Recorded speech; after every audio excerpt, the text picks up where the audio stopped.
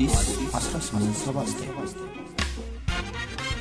ውድ የአዲስ 1879 ቤተሰቦች ዝግጅታችንን ሰብስክራይብ ያድርጉ፣ ለወዳጅ ዘመዶ ያጋሩ፣ የሚሰማዎትን አስተያየት ይስጡን። ይህን ዝግጅት አድምጠው አንዳች ቁም ነገር እንደሚያገኙ እርግጠኞች ነን።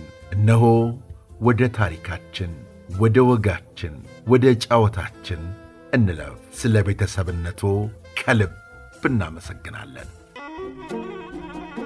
አዲስ 1879 ይህ የአዲስ 1879 የታሪክ ማስታወሻ ነው። በጀግንነታቸው ገዝፈው በጠላቶቻቸው ጎራ የሚፈሩትና የሚታወቁት ሻምበል አሰፋ ሰላምስ የብሔራዊ ጦር ጀግና፣ የላቀ የጦር ሜዳ ሜዳይ ተሸላሚ፣ በትውልድ ከኤርትራ ሲሆኑ ተወልደው ያደጉት በሰራዬ አውራጃ ቋሂን ወረዳ ነው። እኚህ ጀግና መኮንን የውትድርና ግልጋሎታቸውን አንድ ብለው የጀመሩት በአፄ ኃይለ ሥላሴ ዘመነ መንግሥት በትውልድ አካባቢያቸው በቋሂን ወረዳ የአካባቢውን ጸጥታ እንዲያስከብር ተመድቦ በነበረና የብሔራዊ ጦር ሻምበል ጦር ውስጥ ነው። ሻምበል አሰፋ የተወለዱባትና ሰራዬ አውራጃ ውስጥ ያለችው ቋሂን ወረዳ ዘወትር ውጊያ የማይለያት የሻዕቢያና የጀብሃ የጦር ኢላማ ነበረች። እንደ ሌሎቹ አውራጃዎች ሻዕቢያ ተከታታይ ማጥቃት ቢሰነዝርም አንድም ጊዜ ግን ወረዳዋን በቁጥጥር ስር ማድረግ ሳይችል ቆይቷል።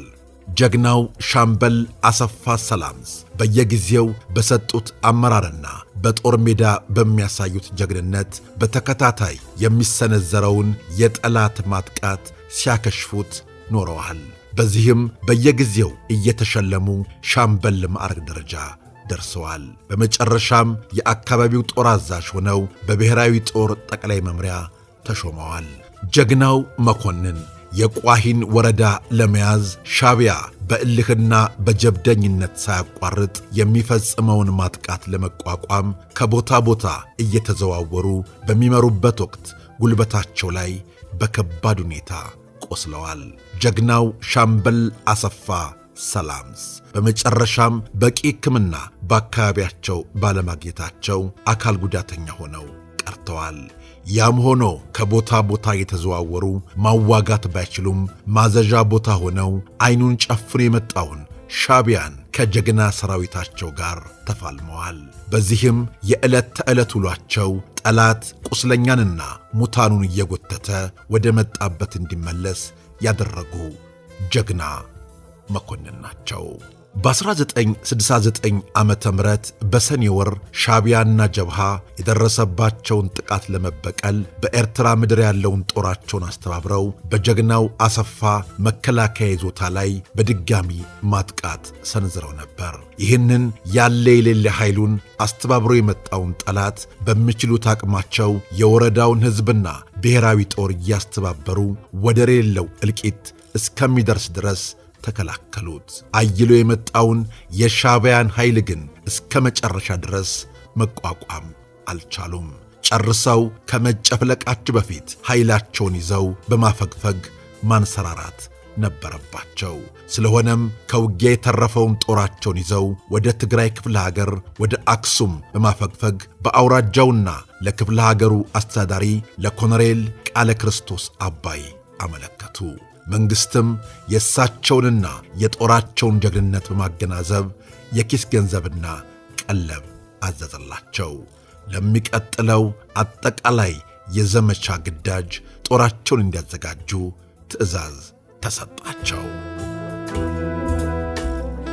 የሻምበል አሰፋ ሰላምስን ጀግንነት የጻፉት ብርጋዴር ጄኔራል ውበቱ ጸጋዬ እንዲህ ይላሉ። ይህ ወቅት እኔ የነበልባል ክፍለ ጦር ዘመቻ መኮንን ሆኜ የትግራይን ክፍለ ሀገር ጸጥታ እየተዘዋወርኩ የማስከብርበት ወቅት ነበር። ስለሆነም ጀግናውን ሻምበል አሰፋንና እሳቸው የመሩትን ጦር ለመጎብኘት እድል ገጥሞኝ ነበር። ሻምበል አሰፋ ስለ አካባቢው ጸጥታ ከሻቢያ ጋር ባደረጉት ተከታታይ መራራ ማጥቃት ጉልበታቸው ላይ ተመተው አካል ጉዳተኛ ሆነው ቢያነክሱም ውጊያውን ለመምራትና ለማስተባበር ቀደም ሲል የታጠቁት ሞራልና ወኔ አብሯቸው ስለነበር ሁኔታውን ለመቋቋም የማይሳናቸው ሆነው ተመልክቻቸዋለሁ። እሳቸውም ይህንኑ በልበ ሙሉነትና በኩራት ይናገራሉ። በዚሁ ቀን ጓድ ኮሎኔል የማጫውትህ ጉዳይ አለኝ በማለት እንዲህ አሉኝ ይላሉ ብርጋዴር ጀነራል ውበቱ ጸጋዬ።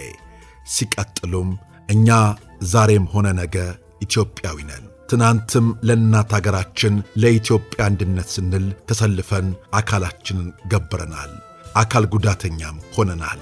የደረሰብን ጉዳት ለኢትዮጵያ አገራችን እስከሆነ ድረስ አይቆጨንም። ሻቢያ እኮ ከየትም ተጠራቅመው የተሰባሰቡ የአረብ አሽከርኩ ናቸው። የእነሱን የውጊያ ችሎታ በተጨማሪ ጠንቅቀን እናውቀዋለን። እባኮ ዘመቻ ስታደርጉ የእኛም ጦር ግንባር ወይም ቀጠና ይሰጠውና ከእናንተ ጋር ተሰልፈን ለእናት አገራችን እንሙት። የትውልድ ቦታችንን ወይም ቀያችንን እኮ ካለንበት ሆነን በሚገባ አሻግረን እየተመለከትነው ነው። ትዝታ እንቅልፍ አልሰጠን አለ በማለት እንባ የተናነቃቸው የተናገሩት መልእክት እኔንም እንደሳቸው ልቤን ነክቶት ነበር። መንግሥትም ሁሉም ነገር ወደ ሰሜን ጦር ግንባር ብሎ ማጥቃት ባወጀበት ወቅት እኒህ ጀግና መኮንን ጦራቸውን ይዘው ከፊት ለፊት የገጠማቸውን ሻቢያ እያስወገዱ ወደ ትውልድ ቦታቸው በጀግንነትና በድል አድራጊነት ቋሂን ወረዳ ገቡ። ለተወሰኑ ዓመታት በትውልድ ቦታቸው የዕለት ኑሯቸውን በሰላም በጤንነት በመግፋት ላይ እንዳሉ ሻቢያና ወያኔ በመተባበር በ1983 ዓ.ም መጠነ ሰፊ ማጥቃት በትግራይና በመላ ኤርትራ ክፍለ አገር ሰንዝረው በነበረበት ጊዜ የኚህ ጀግና ይዞታም በተገንጣዮቹ በመጠቃቱ የእሳቸው ጦር ከአካባቢው ሕዝብ ጋር በመተባበር ሌት ተቀን የጠላትን ማጥቃት ለመመከት ቆርጠው የተነሱ ቢሆንም ሻቢያ ይዞ የመጣው ጦርና ከባድ መሳሪያ ከአቅማቸው በላይ በመሆኑ ሊቋቋሙት አልቻሉም። በዚያ ላይ ጉዳተኛም በዝቶባቸዋል። ስለዚህ በናቅፋ ወረዳ እነ ኮሎኔል ማሞ ተምትሜና ኮሎኔል ካሳ ገብረ ማርያም በባረንቱ እንደነ ኮሎኔል አስማማውና ኮሎኔል ሰለሞን ወልዴ ከጀግና ጦራቸው ጋር እስከ መጨረሻ ሰውና ጥይት እየተዋደቁና እየተዋጉ ባዘጋጁት ምሽጋቸው ላይ አመራር እየሰጡ በክብርና በጀግንነት እንደወደቁት ሁሉ እሳቸውም እንዲሁ አደረጉ። እኔም ከነርሱ የተለየ አቋም ስለሌለኝ በማለት ሲዋጉ ከጠላት በተተኮሰ ጥይት ተመተው ከሚወዷት አገርና ከሚያከብሩት ሕዝባቸው ጋር የአንድነት ምልክት የሆነችውን የኢትዮጵያን ሰንደቅ ዓላማ እያውለበለቡ ባዘጋጁት ምሽግ ላይ በክብር ወድቀዋል። የኚህ ጀግና መኮንን የጀግንነት ገድል በሚገባ የተረዳው አብዮታዊ መንግሥት ሻምበል አሰፋ ሰላምሳን የላቀ ጦር ሜዳ ሜዳይ ሸልሟቸዋል። ሻምበል አሰፋ ሰላምሳን መንግሥት ብቻ ሳይሆን አብሯቸው የተሰለፈው ሁለተኛ አብዮታዊ ሰራዊትም በጀግንነታቸው ያደንቃቸዋል፣ ያከብራቸዋል። እኚህ ጀግና መኮንን በይበልጥና በቅርብ ለማወቅ ዕድል የገጠመኝ የሁለተኛ አብዮታዊ ሰራዊት ምክትል አዛዥ ሆኜ በደጋ ኤርትራ እየተዘዋወርን ዘመቻ ባደረግንበት ወቅት ነው ሲሉ ብርጋዴር ጀነራል ውበቱ ጸጋዬ የጀግናውን ታሪክ በጀግና ብዕር የከተቡትን እንዲህ አቀረብነው። ቤተሰቦቻችን አሁንም ጀግኖቻችንን ማስታወሱን መዘከሩን እንቀጥላለን። ስለ አብሮነታችሁ፣ ስለ ወዳጅነታችሁ ከልብ እናመሰግናለን። በቀጣይ እንዲሁ እንዳማረብን ተመልሰን መጣለን። እናመሰግናለን። አዲስ 1879